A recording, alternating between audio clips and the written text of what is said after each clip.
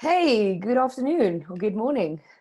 Hey, how are you? Can you hear me? Oh, yes, I can hear you fine. How are you doing? Beautiful. Very well. Thank you. Very well. Awesome. Thank you so much for joining me. I appreciate it. Of course. Thanks for having me on. Cool. Welcome to the podcast Crisscross, and with me, Jason Leydon, all the way from the United States. Before we get off with our CrossFit talk, just tell us about your year so far. It's always interesting to hear how people have coped during this very, very interesting time. Ooh, my year. My year is ever changing and evolving with this time. I'm learning a lot. So I have my facility, CrossFit Milford, which I've had for 12 years. And I also have the online training business, which is Conquer Athlete.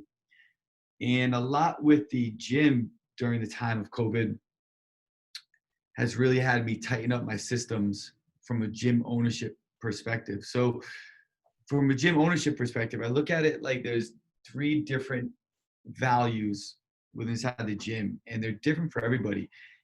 And lots of gym owners, they got to sit back and understand what the values are of their members, meaning every member is going to value something different within inside the gym, and that could be different from a gym owner's perspective. So for myself, within inside the gym across the Milford, I had to do lots of client interviews. And the best way for people to really understand sort of what the values are within inside their members is to do client interviews. So think about who their ideal clients are and then interview them over a set amount of questions. And what I when I went through this, I understood that the main value builders within inside members for my facility lied around gym appearance for some, meaning, fixing up the bathroom, putting up fixing the wall, etc. People valued seminars, which would be like holding a snatch clinic or row clinic, and then other members valued social gatherings. So those are the three main sort of like value builders within inside of the facility. And what that did is that allowed me from a value builder, a perceived value builder perspective for the gym to understand how I could give that to members spread out every single month. And I'm not doing all those every single month, but each month I might do one. So when COVID hit, what I had to do was kind of try to maintain those value builders within inside the gym, but also continually try to drive personal connection with the members through the value builders. And the the deeper connection that can be driven with the people that come in your facility, then sort of the more loyalty and or assistance they're going to give you during a really hard time. So when COVID hit, I had to really kind of dive in deeper to the personal connections with inside members. And we did stuff with the people inside of our gym, our coaches, where they would every single week send out weekly emails and personalized notes. And I would put together notes that I mailed to everybody inside the gym and try to continually drive and build that connection, let them know that we were there for them. So from a gym perspective, when everything hit with my year, a lot of it was around, okay, how can I keep driving connection and reconnect with members and still provide them a value why they may not be inside the gym walls, right? And then we were able to open back up.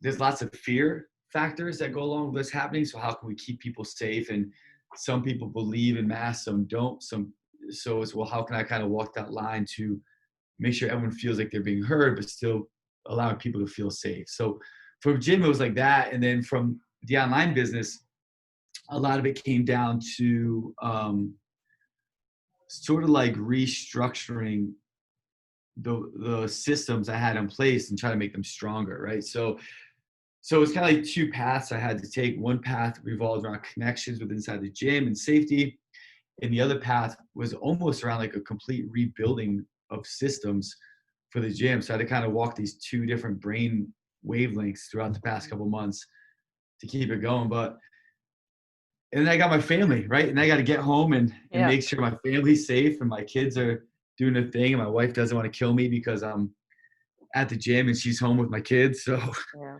a lot of that. I mean, you speak about your businesses and the gym specifically, and I know positivity and mental toughness is a thing that you also focus on. You have a lot of experience with. How did you keep yourself motivated during this time, spending so much time helping your members and your clients and your family? I felt like I feel like a duck in the water, you know, where they look really calm and their head's over, but their feet are just fucking going like crazy. And that's what I kind of felt like, and I think I still do. I'm very regimented with my routines, and part of my morning routine is I get up every morning around 5 to 5:15 a.m. and I journal a lot. And with inside my journal, I have a set questions that I ask myself with 7 specific questions around, you know, mindset and spirituality and growth. And I try to answer those questions. Then with inside that, I'll go through some meditation and some visualization. So I think that's helped me a lot, to stay positive. And not every day I was positive, just like everybody else is. That's a worry. But I think when I find myself in a mindset where I feel like I'm worrying too much or creating some sort of anxiety or fear, I try to understand that, to me, fear and anxiety are around stories that we're telling ourselves. So it's, what's this story that I'm telling myself? And if it's not true and it's just a perception, well, how can I overcome that story to bring myself back to the center of where I am? And we see that with athletes a lot too, right? So athletes, before workout starts, they're going to start putting themselves behind the 8 ball by telling themselves a story of what they think might happen, what they think they're going to occur. So before the workout even starts, they're already going into it thinking like, oh, this is going to hurt, or I'm going to blow up, or et cetera, right? People do that in their lives all the time, where they've had these fears and anxieties around things that they think might happen, but haven't really happened yet. So, you know, during that time, I would just try to recenter as far as like, all right, what's true, what's fact, where am I right now? And one of my mentors when I was growing up used to ask me questions when I was playing basketball. So I was a basketball player and I grew up playing basketball. And when I started kind of worrying about different situations, it asked me 2 questions. And they're like, where are you? What time is it? You know, it's like 2 basic questions, but I always had to say, I'm right here and the time is now. And it was a way to kind of bring me back to understanding of where I am right now and what can I control in the moment of where I am. So from a mindset perspective, to kind of dial myself back into to ground zero. So I went through that a lot over this span, and I still go through it. And my wife is one of the smartest people I know, and she's very wise. So I talk to her a lot, and she does a really good job of bringing me back to the center too when I kind of start freaking for certain things. But yeah, I mean, it's a team effort, I guess. You quickly mentioned your basketball career, or you know, where it started, and then you also had an accident that caused you to, you know, for that to end. So I want to go back to the question. I first want to mention you were mentioned, you were called an education junkie once in one of the articles, and I thought it was very interesting. And reading up about all your qualifications, that is very true. Do yourself a favor and go to CrossFit Milford's page and go see all the qualifications. But where the love for sport and your history and your background, just give us a quick overview, just so the listeners know exactly where it started for you, the break for you with the basketball, and then you're moving to CrossFit as an athlete, and then to, you know, a coach with so many athletes. But we'll get to that. Wow, you did your homework. Where'd you hear that story? I'm a journalist, so it's my job. Okay. Wow. Okay. So I was a basketball player, and so my goal growing up was to be a professional basketball player. And when I was in college, I realized that a path for me was going to be making it overseas. And I think I thought I could do that. So I put a lot of time and focus into making it overseas. And I had 2 agent tryouts. One was in Utah and the other one was in Boston. And when I went out to Boston, I got signed by an agency and we went overseas with an American team. So I was over there playing in Europe. I got signed to go to Norway, and I came home from that. And when I was home, I was mowing my parents' lawn. And as I was mowing the lawn, it was sort of like this weird, I want to say euphoric, but I mean, it's not euphoric, but the situation was weird when you look back. You know, it was the last strip of lawn and I was done. And I took a step back just to hit it real quick. And I stepped on a central air conditioning unit. And I thought that that unit was a lot closer than what it was. And I went just to go sit down on it and to stand back up. And as I went to sit down on the air conditioning unit, it wasn't that close. So I sort of just like plummeted down. And as I like quickly dropped, I like pulled the lawnmower back and my foot came up under the lawnmower. And yeah, so it was like a pop, pop. And then it was like the shock. So I didn't really feel anything at first. I like threw the lawnmower off and I had shoes on. And I looked down, not to be gross, but my shoe was cut open and my toes are hanging out. Yeah. And I was like, oh man. So at first it was like shock through my system.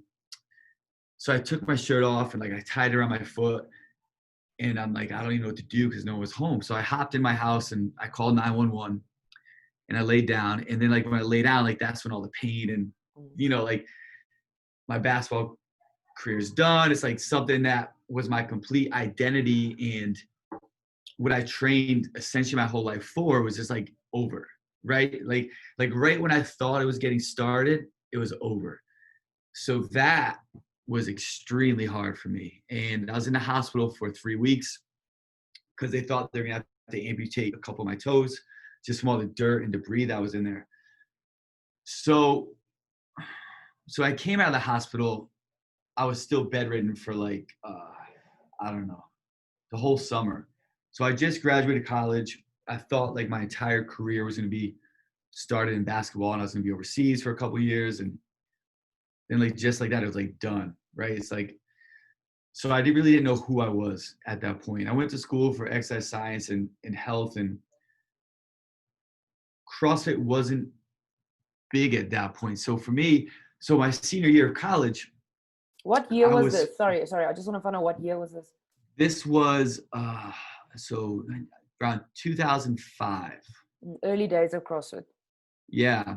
So my senior year of college, I was going to go to Ohio State University, which in the States is a huge football school and basketball, big D1 school.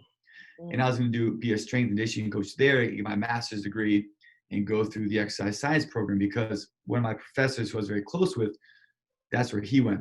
So I was going to head out there. And if you're not familiar with the strength and conditioning field within inside the university in the United States, you sort of like bounce around. Like you might start at some place and you sort of like bounce around to obscure colleges and hopefully land something at a school and sort of make your way up to director status. But that could take a long time.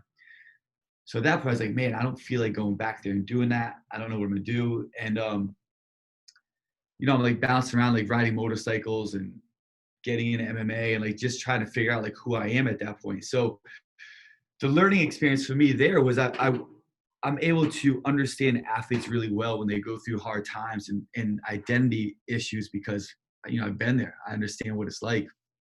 So the saving grace for me, I think at that point was like finding my wife, and I found my wife.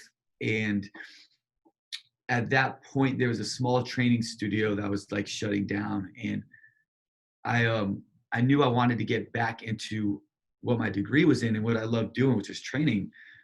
And I knew I didn't want to bounce around the university circuit, and I didn't want to be in a big gym, you know, kind of grinding, doing personal training all day long.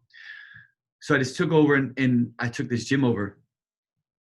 And so that was like the end of basketball and then the start of sort of like how I got back into coaching and training.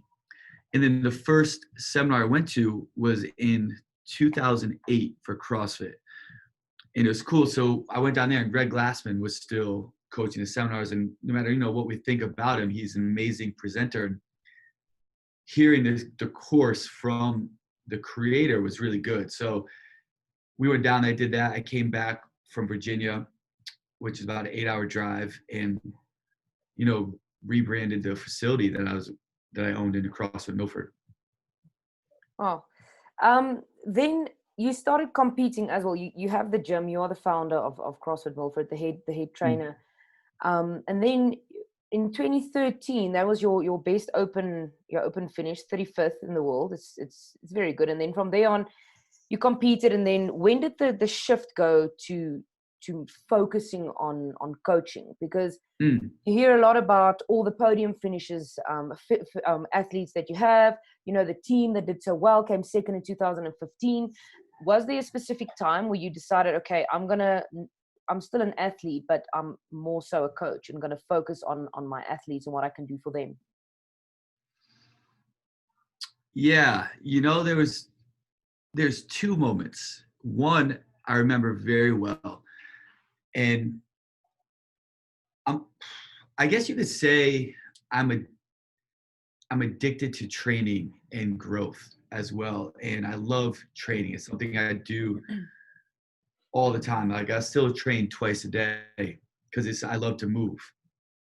And I remember I was training and I was doing these early morning row intervals. And the day before I was holding 500-meter rows at a 134 pace for 10 times on a 60-second break. And I did that, and I had to come back and I had to do a 1K row time trial. And my goal was to do a 1K row in 2 minutes and 54 seconds. And I got to like I had like last 250 meters, which Which is at that faster point, than Matt Fraser did in the games, by the way. 1 second faster. I bet you that, I didn't get it. So this is the moment. Okay. That was my Okay. goal, right? All right. That was my goal. And I All right. had the last 250 meters and it wasn't there. And I just stopped rowing, and I've never in my life been in a hard situation and meant that I just couldn't do it. So that was sort of like the first click where I was like, all right, well, maybe I'm kind of moving on from here, And then I remember sitting there, and when was it? I think we just competed at Carson the first year, and I was on the team, and I was talking to my wife, and we had the conversation. It was like, well, if I really want to be the best coach I can be and be great and not just be good, then I have to be a coach. I can't be a player coach. I can't be an athlete coach. So I just had a conversation about what I thought was more important to me, trying to compete or trying to coach. And I realized that it was coaching, not competing, and it's always been that way. Even now people ask if I'm ever going to get back into and try and compete at the master's level. And one, I don't think I can. I coach a lot of masters and seeing like the lifts what these guys can lift. I'm like, that is just insane what these guys are doing now. But I have way more enjoyment out of coaching and developing and teaching than competing. And I still find ways to compete to kind of satisfy that for myself. I'll still compete against people in here from time to time and throw my hat in it. But yeah, those are like the two kind of main moments that I had that kind of caused that switch for myself. I want to go over to coaching one-on-one and in person, and then your work that you do with clients that's somewhere else in the world, online coaching, and how you coach an athlete to go to the games if they want to compete at the elite level, having somebody one-on-one comparing to somebody that's on the other side of the world.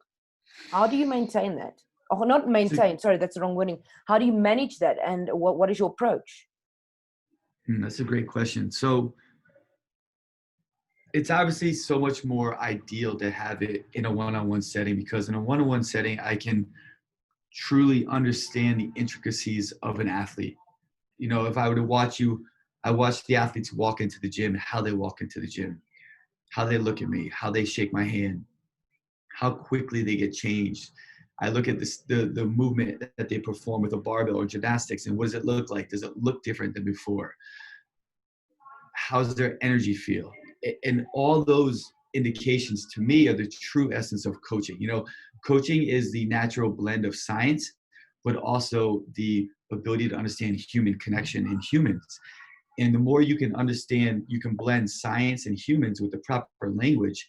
That's how you become an effective coach.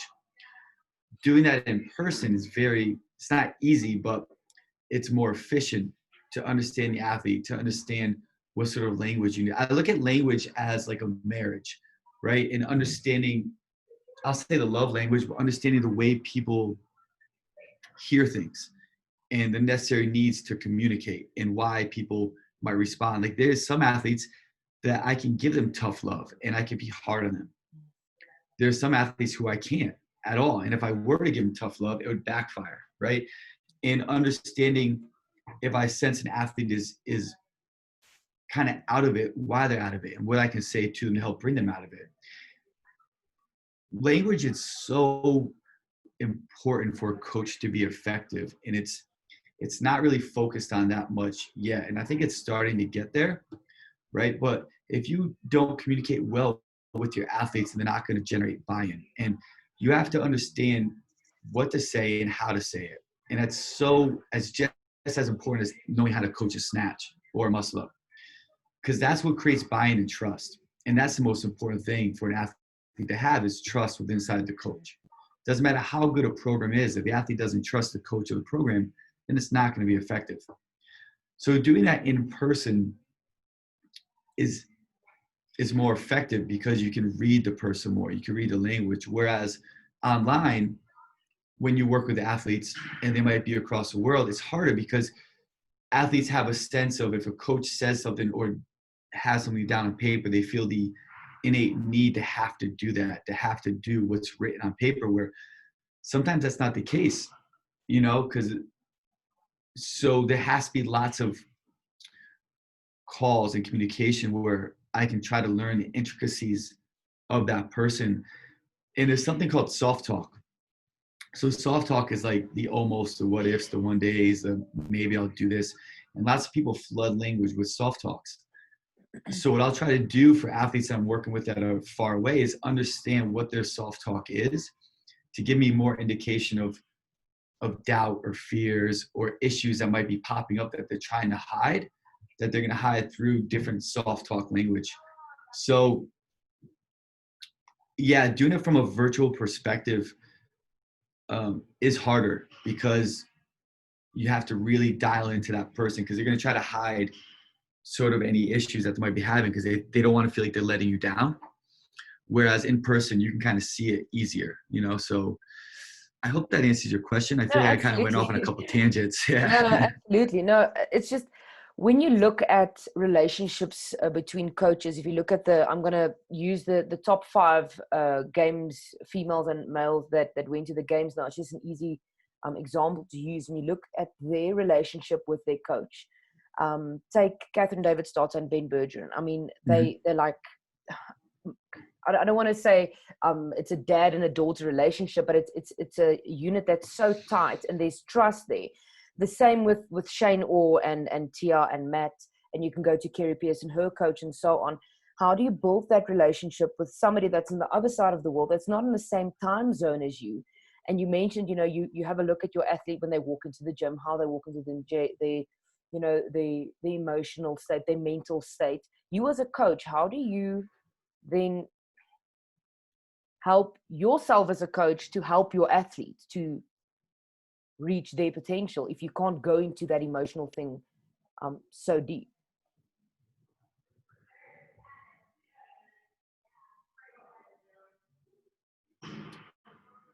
You have to have a team, and you have to have a team of people who can specialize in different aspects to bring that out more in athletes, because they can look at something from a finer lens. So if I'm working with someone who is in South Africa, I might bring in someone else to help me with them that might focus just solely on their language. And I might have them create what's called storyboards for that athlete to get a better and deeper understanding and connection of who that person is. And I think when you're able to bring in a team, the athlete will kind of let down their guard a little bit more, knowing that that person that they're talking to specializes in that and isn't like the overall kind of coach. Mm. And I think, well, to me, I think that's the most effective way to do it for someone that is far away that you don't see every day, because then you have that person who's looking solely at that one specific thing of the character or the person or the response, and they can help relay that information to you, and then you can kind of start seeing more intricacies of it. It's like coaching a snatch. If you're looking at just the snatch and altogether, you might miss 3 or 4 things, whereas you need to focus on just the setup and then just the first pull, what that bar looks like from the ground to the knee, right? And then what's happening through the middle. Same thing when you're coaching an athlete. You have to look at 5 or 7 different things within inside, not just their movement performance, but their character and the fatigue factors and their resiliency from a physical, mental perspective. And when you can have sort of like various people in or teams assist and help with that, I think it creates more trust, but it also gives you more data to utilize to help yourself as a coach. And again, I don't know if that's just like the best way to do it, but for myself as a person and coach, that's sort of like the best way I've had success doing it.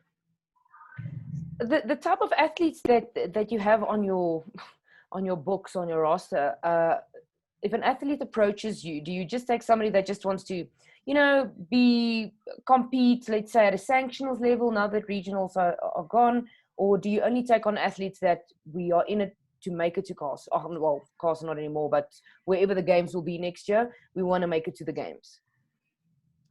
Yeah, I take on anybody. I just love working with people. I don't care what level they are. I don't care what fitness level they are. I want people who are going to work hard and give a great effort and do their best, and I worked with athletes who were exceptionally high level and made the games, but I just didn't like their attitude. I didn't like the way they acted, so we stopped working together. It's just not fun and enjoyable. I want to always do things that are fun, enjoyable, and challenge me to learn and grow. And if something's not fun or enjoyable, I don't want to waste my time doing it, So yeah, I just like work with people who want to work and give great effort and want to learn. Looking at the elite athletes, what we miss is looking at the coaches. You look at the athletes that perform well, they go to the games, they hit heavy lifts, they get first in the world in different events. When you look at Tia Claire and Matt Frazier's performances, looking at their coach, what is he doing right? Does he just have two exceptionally talented athletes, or what your experience as a coach, what are they doing right, the three of them?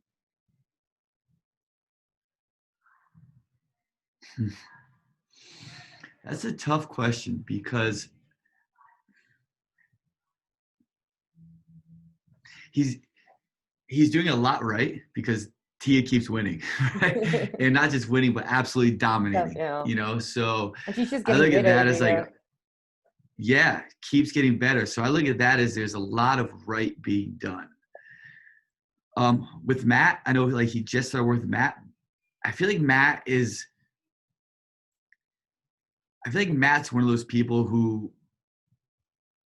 will just always dominate and win. I don't know. It's like, he's always done a lot of his own stuff, his own programming, and he won like 4 times in a row or 3 times in a row with never having someone like directly look over him. I know Chris Henshaw gives him a lot of aerobic stuff, but and that's a hard question for me to answer because I don't see the way Shane interacts with them. I don't know the programming he does with them, but he has a lot of success with them, right? So he's obviously doing a lot right because they're staying at the top of the game. They're staying injury-free. They both seem from what they portray on social media to be still liking and enjoying what they're doing, and there's still lots of growth that you see inside them.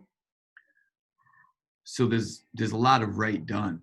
I don't. It's hard for me to kind of pinpoint what it is because I'm not in there watching, but there's definitely a lot of right being done there. They need to put it in a bottle and then sell it. So, it's like a template. Okay, this is what you do. No, they're watching them is just absolutely amazing. And as you said, I just think they're going to get better and better. And I don't even think they know how good they can and still be. I want to go a step back. You mentioned now something that it's very important, and it's something that I've noticed with the athletes in my box that's pursuing the games is the enjoyment factor. One of the first things on your very long list of qualifications is mindset. And I read a post on Instagram, I think it was last week, that said, I can't remember on whose page it was, and I apologize for that, but it says that should boxers and coaches be programming mental training as well? And I think that's something that has been neglected over the years. And I've seen with a lot of the girls and the men that compete is they have a dream, but they're not enjoying the process. It's the aim is to get there, but what happens in between is not enjoyable. So your experience with mindset, how do you coach that?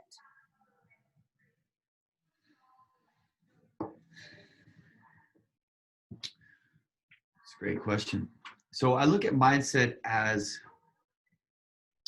there's like 6 pillars within inside athlete development. And it's not just for high level athletes, but it's for everybody, right? And your breathing, well, people have to truly understand how to breathe, right? So we know like, all right, well, what's the ideal perfect breath? Well, 5.5 second inhale, 5.5 second exhale for a total of 5.5 a minute for around 5.5 liters of breath per minute. That, ideally, that's where we want to get people to from just a down regulatory standpoint. But do athletes understand how to breathe when they work out, breathe through different contractions, breathe through different movements? Because that varies for everybody in a way that can optimize their breath in order for energy preservation. There's movement. People have to understand how to move correctly. If you don't move correctly or don't move well, you're going to waste more energy, right? There's nutrition, there's hydration, there's sleep. And the main pillar is mindset. And mindset is something that people say and talk about, but they don't really do, like you're alluding to. And for me, growing up inside sport, we saw this all the time, which are, your quote unquote practice players, the players who in a practice are amazing. And you're like, this guy, he's going to go pro. But the second they get into a game situation, they freeze or they're not good anymore. And we see this in CrossFit as well. You have these athletes who are the perfect body type, can lift the weights, can move well, but can't get past the open, right? Or sanctional or the regionals when they happen. And then you have the other athletes who are like, oh, this person's pretty good. They have some high skills. And then they're always right there knocking on the door to make the games because they perform so well. And from a mindset perspective, I think it starts at a very young age between having a fixed or a growth mindset. And it's how do these athletes understand how they're looking at adversity or how they're looking at things when they don't go well. So from a training perspective, there's lots of things that go into account with training mindset. One is the athletes have to really understand who they are and why they're doing what they're doing. There's an old quote from Dr. John DiMartino, who says, if your whys are big enough, the hows will take care of themselves. So if what you're doing is really of importance to you, and it's something that within inside your soul, like you grab onto, you love, it's the last thing you think about when you sleep, it's the first thing you think about when you wake up. How are you going to go about it? That's going to reveal itself to you, right?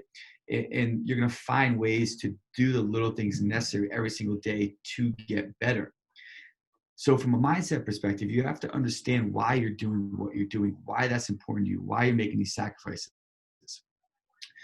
From there, you have to understand the process of goals, the process of achieving stuff. And it's not, I think it's harder now because of how much we're inundated with social media and these like PRs and these lists, where when I was growing up, we didn't have any of this. So it was like you just had to go out and work. You didn't know who was doing what. You didn't know if what you're doing was good, but you knew that you just had to keep working and training if you wanted to be better and if you wanted to come across somebody and beat them. So you had to keep your head to the grindstone. It is easier to kind of block out the noise. Whereas for us now, it's a little harder to block out the noise because you open up your phone and, if you're following all these other athletes, you're seeing all this other great things they're doing and nothing else. So you have to be able to block out the noise. But then there comes a lot into training the resiliency of the mind. From a coach perspective, it starts with inner dialogue. How are these athletes talking about themselves? How are they dealing with tough situations? And from when you're coaching an athlete, I start with their inner dialogue. What are their words? What's their language? Because no one talks to you more than you talk to yourself. So what are you repeatedly telling yourself?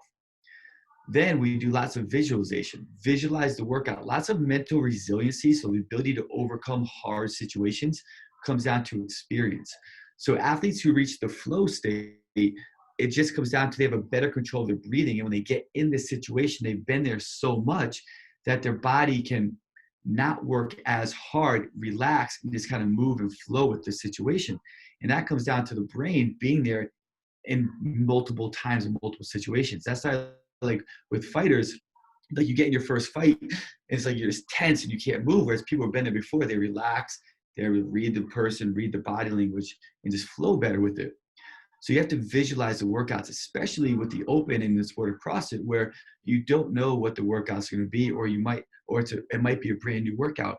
You have to visualize yourself going through that. You have to visualize something that might come up that might be difficult and challenging, and then how you're going to work and talk yourself through that with the proper language and the proper actions. So when it does happen, you're like, okay, I've been here before. So you have to keep doing that. And you have to do these things in a controlled setting, from inner dialogue to journaling to visualization.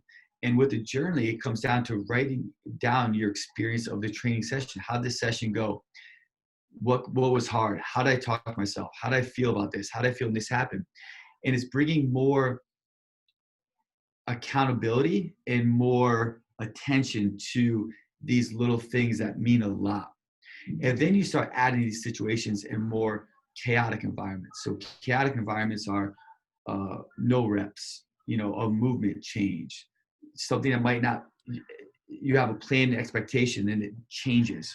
Okay, well, how did you respond and react to that? What was your language? What was your dialogue? What happened from that? And then from there, putting it into a higher stressed environment with more on the line, which can simulate performance inside an event or sanctional, and having more experience and exposure there. And the more you can put the person strategically in these environments, the stronger you can build their mindset. It's like, and Rich Froning was one of the best at this, where he would take 33rd in, the 333 workout, and then come back and on being in 20th place going into day 2 or 3 of the games, and then come back and win the games by crazy amount of points, right? And it's having that mental strength and that perseverance and that resiliency. And that's something that has to be trained. That's not something that you can just say, hey, you got to be stronger mentally here. Well, okay, cool. Yeah. But how? That's like saying, hey, you got to be stronger. Okay, cool. Like how, and those are the little things that the coaches have to really focus on. Is that the coach needs to focus on that, but if you as a coach have no idea how to do that yourself, I mean, that's where another qualification or certification needs to come into place, because this is something that I haven't noticed that a lot of coaches focus on. You look at their pedigree and the qualification certification, it's all level 1, level 2, gymnastics, weightlifting, but it's all about the physical. But if your mind's not right, I've seen it now, even there was an article about it today, about, for example, Brooke Wells, that performed so well in stage 1 of the games in her home gym, and then couldn't keep that up in at the ranch. So that's something that the coaches then need to work on, and go out and seek advice, certifications. Do you think that's somewhere CrossFit is moving towards more as it's getting more and more competitive? I mean, we've been around, the games have been around for 12, 13 years or so, the athletes are just getting better, and it's just getting harder and harder. I think so. I think as the CrossFit coaches get more experience, and the one thing with CrossFit is it's a pool of coaches that have this undying passion for self-discovery and learning. And that's evident with what it's done for every other compartment of the fitness industry, right? You take powerlifting, weightlifting, gymnastics. CrossFit coaches probably saved all of that because half their seminars are filled with CrossFit coaches, right? And mindset is just this other component that they're going to come into, and for myself, I was fortunate because growing up in sport, I was with some really great coaches.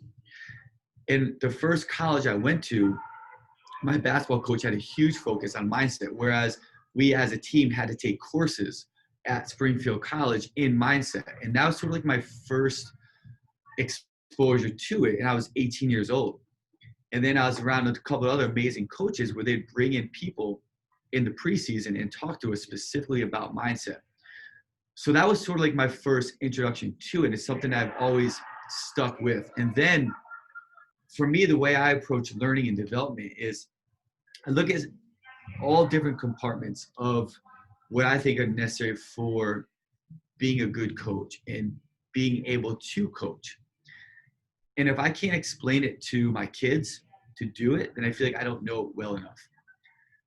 And if I feel like I have to talk fast or use big words, then I don't know it well enough. So every single year I'll look at different things. And this year has been a lot on, for me, going back and revisiting mindset and breathing patterns. So I'm like, all right, well, can I explain this to my kids, right? They keep asking me why. At some point, am I going to stop, or can I break it down to where they're like, okay.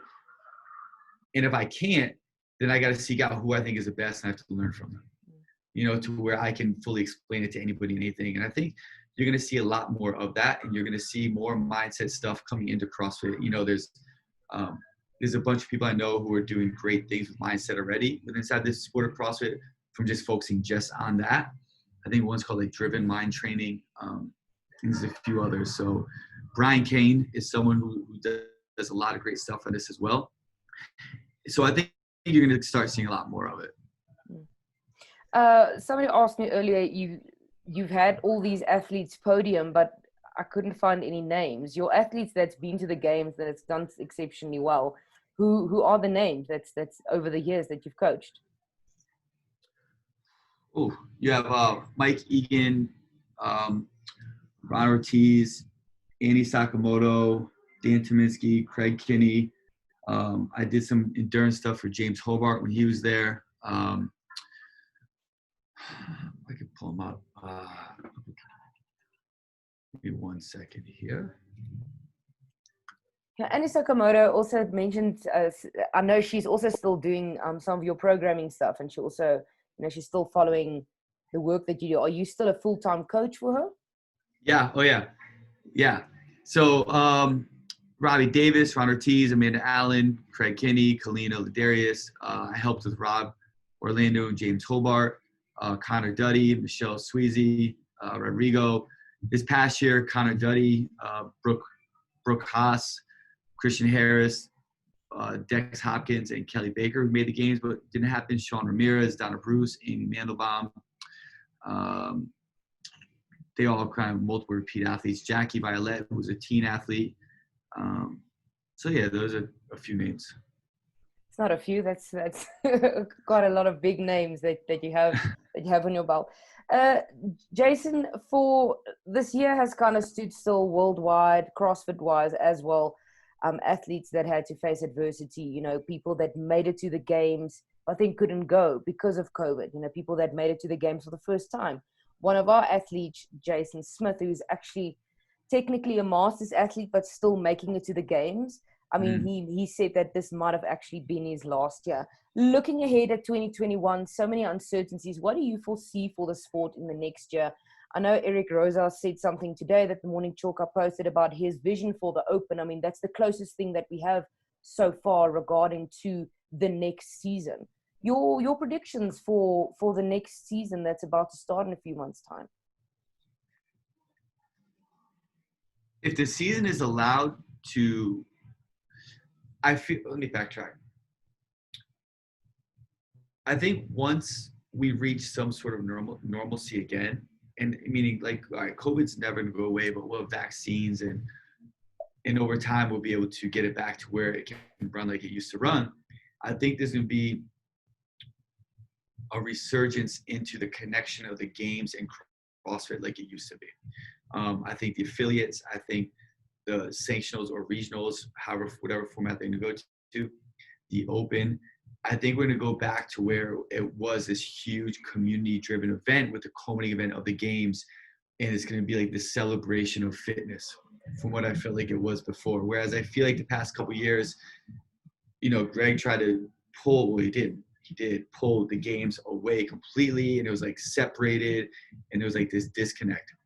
I see everything coming back together and where I think it should be together, and it's going to be like this big enjoyment of the Open, a celebration of the Open, progressing through the different levels, leading into the Open. So I'm excited from what I've heard Eric say.